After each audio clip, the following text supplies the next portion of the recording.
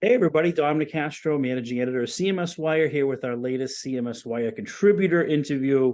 It's going to be Michael Mathias, CEO of digital experience agency Whereoware. What's going on, Michael? Just living the dream here, Dom. Happy to talk to you. Happy to talk to you too, and it's great to have you as CMSWire Contributor. We thank you very much. My pleasure. You've been consistent. Roughly, how long have you been with us? I think I'm well into year 3. Yeah. Yeah, that came fast. Started with Siobhan Fagan, right? And then went over to the Nicastro era. The reign of terror. Yes. And Michael, we're going to talk about all the things you talked about in your recent article at CMS Wire here that this video is embedded into. But first, hey, let's get to know more about the man, behind the CMS Wire column. So tell me about yourself and how you got into the role, what your company does. Yeah, well, thanks for asking. So I've been with the company about 4 years. Was recruited in by the founder and former CEO, who's now our chairman, and really enjoyed meeting with him early on, and really bought into the raw materials that he'd assembled to sort of distill ourselves and move into a more contemporary version of ourselves, which we've expanded quite a bit, had some really terrific growth. Got a nice combination of B2B clients, B2C clients, B2B2C clients, and a nice balance of strategy, consulting, marketing automation, but then with very heavy tech. About 65% of our business is definitely development systems related on a variety of different platforms. So terrific. I've spent my entire career in this space in one form or another, with little companies that you may have heard, like Merkle and Axiom and Thomson Reuters and a few other guys like that. So I'm an old timer, a gray beard, as you can see, and it's in my DNA. Yeah. I mean, we're going to get into the topic of your column, of course, but I want to start with the topic of the day, and it's AI. And I think people have been talking about AI for a few years now, but obviously it's taken off. And are you seeing tangible results yet? With clients, with vendors, who put out press releases and say, we put generative AI into our DXP. We put generative AI into our customer experience management, our contact center software. Are the actual practitioners seeing the fruits of that? So I am going to actually read a quote that I think is very applicable. It's from a Duke University professor, Dan Ariely, who said this quote around big data back in 2015. And I think it's got roots before that. But as I was thinking about this, because I'm asked this question regularly, this is the most appropriate quote I can possibly find right now. I think it sums up what I'm seeing. AI is like teenage sex. Everyone talks about it. Nobody really knows how to do it. Everyone thinks everyone else is doing it, so everyone claims they're doing it. I've heard that one before. Yeah, it's been around, and I think it's what's old is what's new again. I think it's very applicable in today. Now, look, I am not a Luddite here, and I'm very interested and very intrigued, and concerned all at once with what AI can do, the promise of it, what it currently does. So to answer your question specifically, we have not seen very specific results that I would say are like this is like amazing. What we see is time to market on content generation, a la ChatGPT, those types of things. We see that having an impact. We see, I would say, it gets maybe a 20, 30, 40% jump on some content generation within some very narrow swim lanes. There's a lot of promise around AI and being able to write code, which is of great interest to us. What we have played with so far, I think that code at scale for pure software development might have some near-term applicability. In our large-scale custom work that we do for some, Fortune 500 type clients, not as much. Hmm. So we're cautiously optimistic. We think that AI is something that will be part of our DNA and the DNA of all the tech stacks, marketing or otherwise. But I don't think anyone's figured it out yet. And I think anyone that claims that they've got the secret sauce, the magic bullet, Hmm. silver bullet, all those things, I be skeptical. Don't believe the hype yet. Yeah, yeah. For us, it's like, it's made us quicker at things. I wouldn't Sure. say it's made us better. Like, our content hasn't skyrocketed with engagement and all that domain authority because of AI. That nothing like that has happened. It's just made us a little quicker. Podcast transcriptions that I need to get a little 3-paragraph intro out of. Sure, I'll put that into ChatGPT in 2,000-word chunks, and I will get my intro pretty fast. Then again, I do have to circle around and see if it got it right. Because I don't trust it. I do not trust it. And Well, any AI is such an imprecise term, right? So there are so many different categories of AI, and what people ascribe to being AI could be 20-year-old marketing automation that is now it's just a machine doing something faster or in spite of a human involvement. yeah, And so when someone says, oh, we have to have an AI practice, or our yeah, clients say, we need AI. I'm like, well, hold on. Let's sort of divide that up a little bit here. What are you really trying to get to? And what do you think AI is going to do? And what do you think that really is? And the answer 9 times out of 10 is we don't know. We just need to have AIs. Everyone else has AI. And like, but let's really compartmentalize that. And I will again argue all day long that many components of AI have been around for some time. They're just rebranded now underneath an AI umbrella. And there is a piece of AI that is very, very interesting and very creative and very much at the front edge. And that's the one I would say, let's be careful there.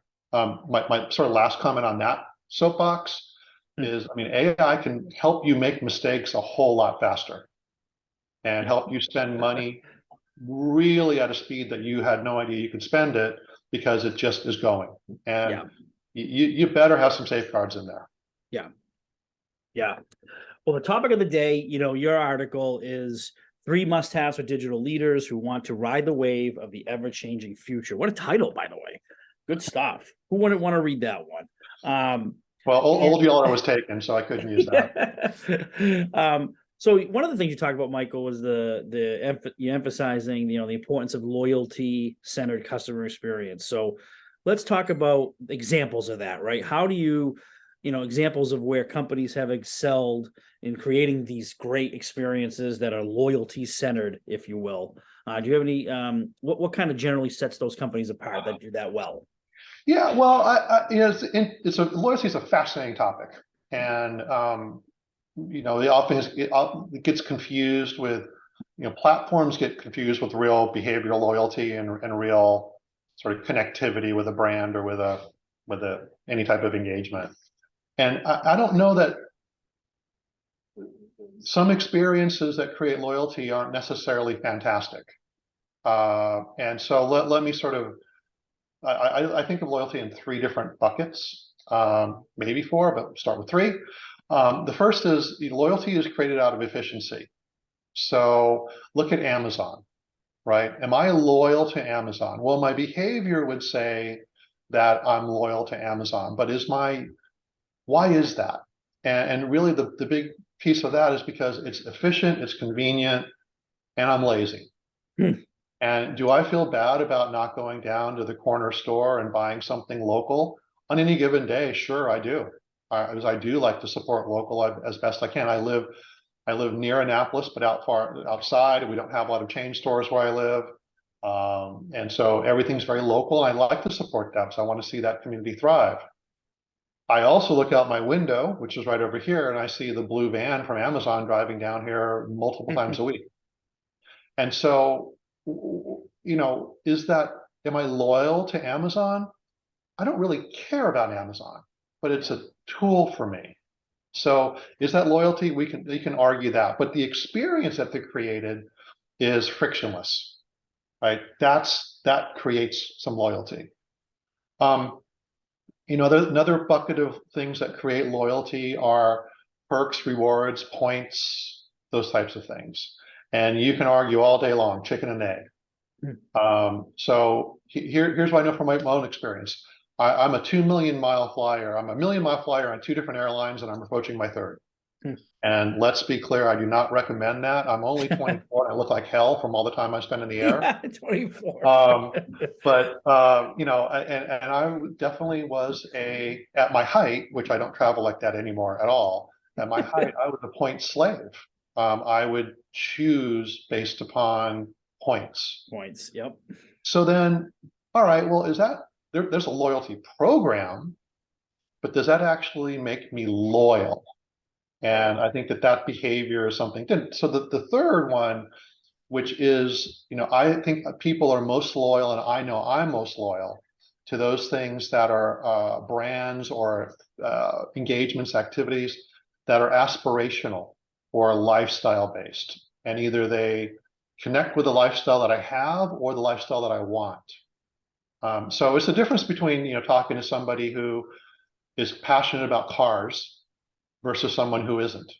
And you think about the car for them is like Amazon. If they're not passionate, it's a tool. It's something like that. When you talk to a card nerd, which I happen to be one, I'm passionate about it. I love them. I think they're just awesome pieces of machinery. And that I am loyal to some brands because of that, because they create either they satisfy a lifestyle that I have or a vision of myself that I think I should be or that I want. And I think that experience, and take it all back to how you use data, how you use content generation and AI, how you use your technology platform, it's to evoke one of those levers. Is it easy? Am I getting rewarded? Or is it somehow making me a better me? At least in my own mind. Right, exactly. Yeah, loyalty for me is also a company or a brand that fixed the problem I had, listened, at least listened and tried to work on the problem. And if they really truly couldn't solve it, at least try to come up with an alternative to make me happy. They really care, they listened. That would make me pretty loyal too. So I think there's that emotion. And you talked about cars too. I think there's a great point with cars and CX kind of, it's like, are you being loyal to the Chevy brand, or are you being loyal to that brand because it brought back so many memories of driving your kids across the country, right? Like you wonder where that emotional tie-in comes with car brands like that. Because cars. Or did you have that poster on the wall when you were a 13-year-old kid and like, I'm going to have that one day? Yeah, exactly. Right. So those connections are important too. We've crossed a lot of subjects here, and AI, cars, loyalty. How about we talk about cookies? the depreciation of cookies. I know Google, and you mentioned this in your article too, but now there's new news on this. Google is going to, start taking away cookies for like 1% of Chrome users in early 2024, I think it is. And then a full end of support there right later in that year. So, what's the message there in terms of the adapting that marketers, customer experience folks who rely on these kinds of tracking methodologies? What's the big message right now as we sit here in the middle of 2023? I think the message has been, the drum's been beating for a while, but now there's the cliff that is coming closer. And that message is, you better create some value exchange with whatever you're delivering or a client or prospect's asking for. And in doing that, that will, whether it's loyalty, through one of the different vehicles we talked about, that will create the permission and the environment by which you can actually then have a conversation. And if you can't create some type of value and sustain that value, you're going to have a problem, because the days of being able to just go out there with the shotgun after shotgun after shotgun after shotgun and hoping that you're going to get 0.00000 something of a response, I would argue that really never should have worked. And technology led us down a little bit of a false avenue there, because the cost of acquisition, the cost of all that, I mean, was it really worth it when you look over the long term of creating a lifetime value measurement around what you brought in? In some cases, I'm sure the answer is yes. In a lot of cases, maybe not so much. It is interesting. I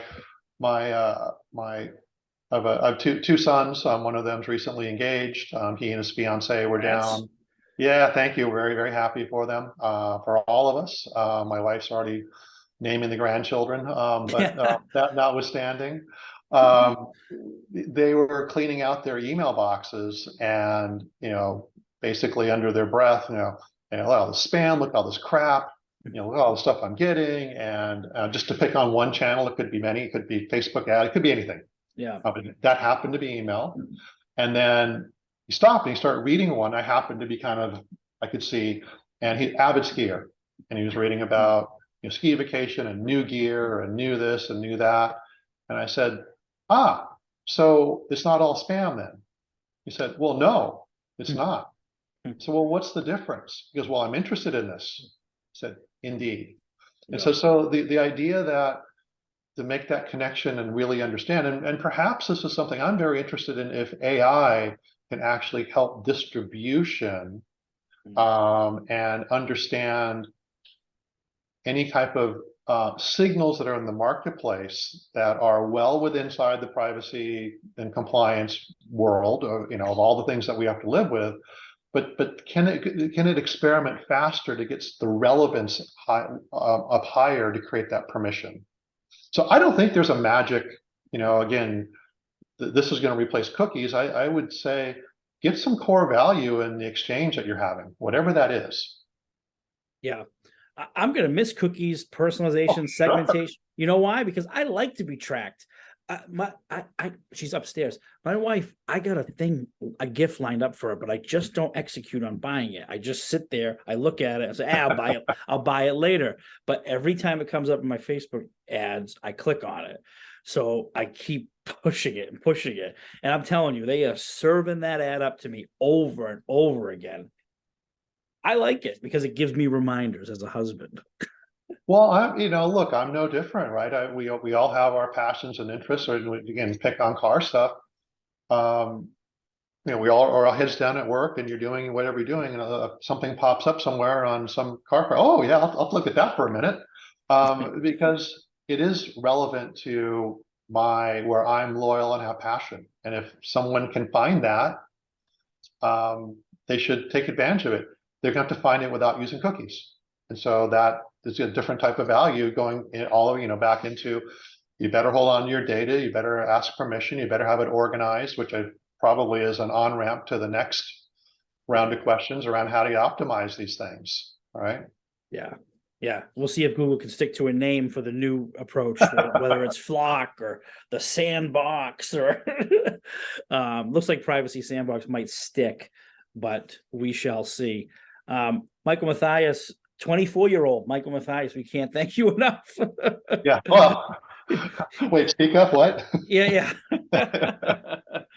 Geez, that makes your kid who's getting married probably about 8 or something like that, right? Well, good for him. Good for him. If you're 24, we'll go with that. It's been great. CMSWire Contributor. They can follow you like they have been on CMSWire.com. And obviously digital experience agency Whereoware as well. Hey, thanks for joining us here for this fun interview. Appreciate it, Michael. Absolute pleasure. Thank you. All right, have a good one. Cheers.